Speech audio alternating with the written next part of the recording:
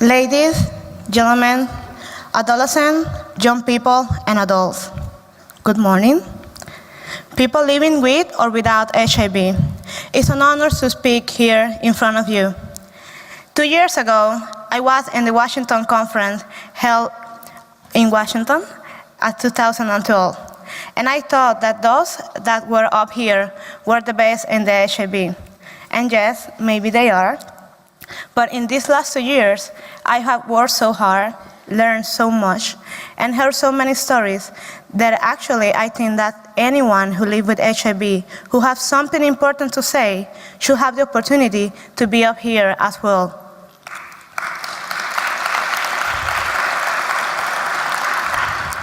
I could use this opportunity to talk about my life and how complex it can be to grow up with HIV. About how the food cutlery that my mother and I use were separated from the rest of my family. About how my mom died when I was 11 years old, or about what crossed my mind when I attempted suicide when I was 20. So I decided to take this opportunity to bring issues through different stories and experiences, because adolescents and young people have so much to say that I won't settle just for talking about myself. So I hope to be assertive with my words, and every young people, every adolescent living with or without HIV can identify themselves with them. Having said that, what is participation? It is going to a space just to validate decisions that others have already taken. It is going to a space just so they can say that young people were there.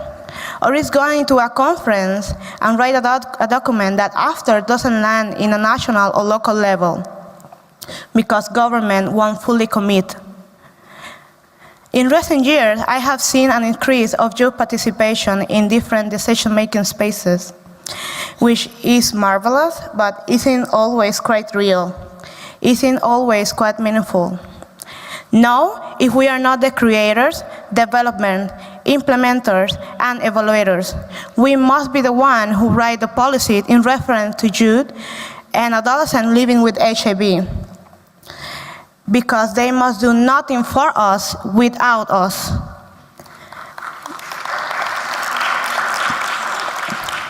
And yes, we are very good doing community mobilization, volunteer work, and consultation. But the activism costs. Keep in mind that this activism costs money, time, energy, and sometimes quality of life. Over 30 years of epidemics, which I have 26, medical advances have emerged. From taking 30 pills, now I take only 3. But I cannot deny that what scares me the most is not knowing what will happen in 5 or 10 years. I have noticed some changes as memory loss, bone density loss, and I know that others may come, but I may not know if they are for the side effect of the medication, maybe the virus, or just the human condition. Unfortunately, we don't have enough studies in those of us who were born with HIV and grew up with HIV, and other population of adolescents to improve the data and therefore policies. Unfortunately, many of them had not access to a variety of ARV options, especially second and third line.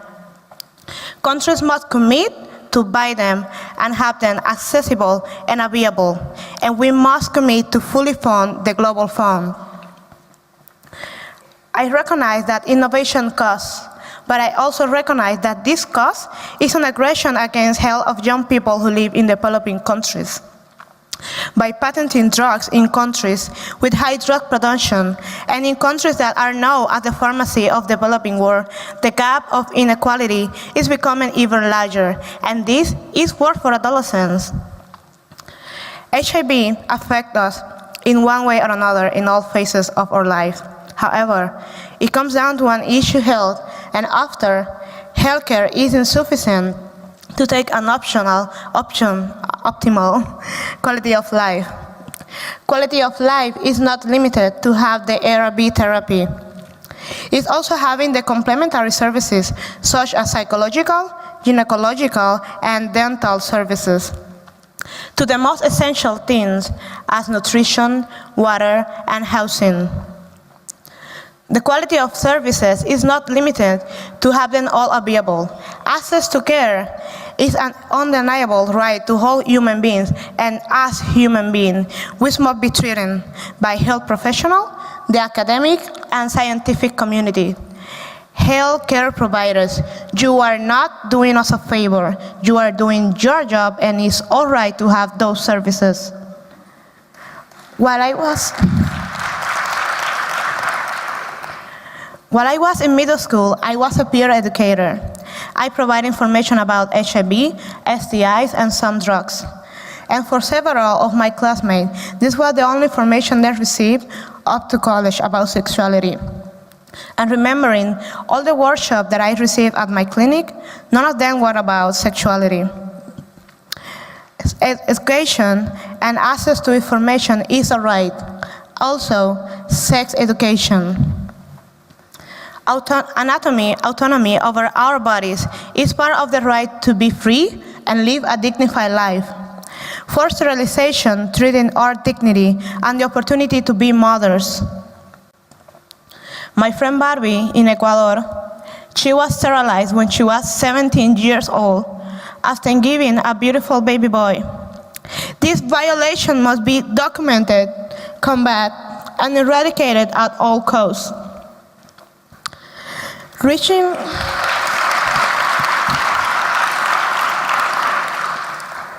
Reaching the so-called end of AIDS will be increasingly difficult if we don't break taboos about sex and talk clearly and honestly.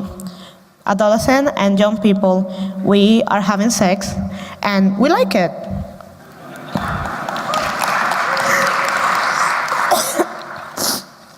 And it must work to continue talking about abstinence, as the statistics confirm that this speech is already obsolete. We need both education and information, such as condoms and HIV testing accessible. Adolescents should have access services without the parental consent. Getting to the end of AIDS will not be possible if we fail to establish it as a priority in the post-2015 agenda. And I wonder how we can let this happen. What will happen in 10 or 15 years where we have to set new goals? Are we going to be talking about the same thing then? So, where are we headed with HIV and adolescents? Until now, I have changed my therapy twice. And after 26 years, I still get tired and I still forgot about. But the worst of all was not knowing or understanding what was happening with my body, not understanding how was my health, the importance of each thing. And what most rebellion cost me was not get to decide what I wanted or needed and just simply being invalidated by my doctors and health professionals. Health and education should be linked. And after many years of epidemics, is this necessary for us, adolescents and young people, to take control of our own health?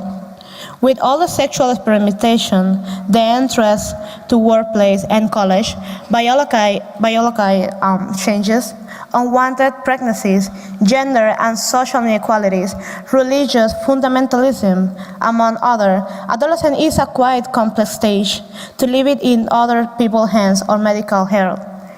It's our body, it's our territory, and we must protect it from any settler who wants to take decision about it.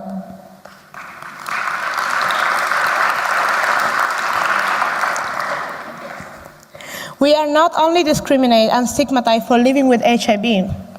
Sex worker, drug user, transgender, men who have sex with men, sexual diversity as lesbian, gay, bisexual, queer, intersex, and undefined, indigenous, aboriginal, African descent, people with disabilities, young people living in poverty, in conflict zones, in rural areas, migrants, refugees, and prisoners, and homeless. I mention them because otherwise they are invisible. I mention that because I want you to know of whom I'm talking about. And because our life can be more complex during the adolescence. Living with HIV makes us even more vulnerable and put us in a higher risk of being mistreated, abuse, and extreme causes to be killed, like happened in the past in my country. The failure to provide adolescents the adequate information and the tool to make informed decisions about their healthcare is an assault on their own existence. By denying access to health, you violate our human rights and, in consequence, the opportunity to have a dignified life. According to the latest report of the World Health Organization, AIDS is the second leading cause of death in young people and adolescents. The first one is traffic accidents. And I mention this because isn't another disease the first one? Not some other health issue is going about the HIV. Adolescents and young people are dying from AIDS all around the world. Working in prevention, I have noticed that isn't always addressed to the people who are most vulnerable and invisible, which expose them more to get HIV and receive all kinds of discrimination and violence. It is essential to increase HIV testing, free and unrestricted for adolescents. It is vital to expand treatment options for adolescents, not only because we know that treatment as prevention works, but it is the right to live. It's said that the life expectancy of young people living with HIV is similar to those who don't live with HIV. But how affordable is this life expectancy? Before coming, my friend Cindy in Puerto Rico, she was also born with HIV. She had this headache from about more than a month, and she didn't know what was it. And when she went to the doctor, result, it was a fungus in her head, and it cost more than $100 to treat it. She doesn't have that kind of money. So I wonder if this apply also for us who are born with HIV and have more than 20 years living with it. So I ask again, how affordable is this life expectancy? Does this apply to those adolescents living with HIV in countries where homosexuality and HIV is criminalized? Does this apply for those migrants and adolescent sex workers who don't necessarily have access to healthcare? Or for young women and adolescent transgender who are victims of gender-based violence? We have achieved so much since the beginning of this epidemic and acknowledge the great work of experts to combat it. However, we still have much more to do. We have to talk less and do more. We need to increase access to participation. We need more youth adolescents living with HIV in the participation spaces and the decision-making spaces with meaningful and real participation.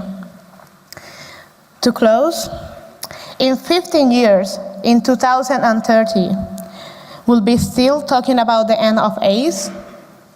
Are we going to wait 15 more years? We'll meet again and we will see. Thank you, everyone.